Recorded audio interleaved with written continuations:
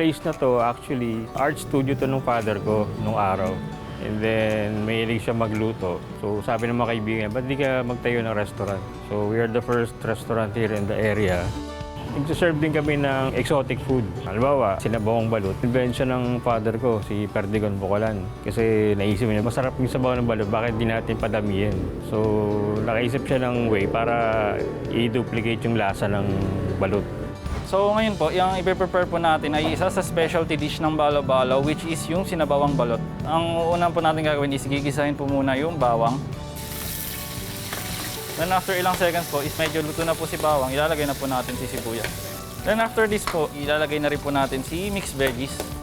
Konting halo lang po, and wait lang po natin na konting maluto yung mga sahog.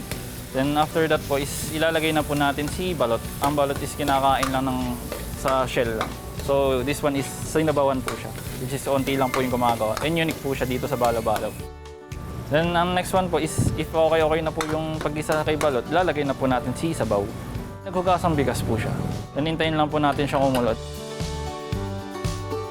After ilang minutes po, after niyang kumulo, pwede na po siyang i-serve sa customers.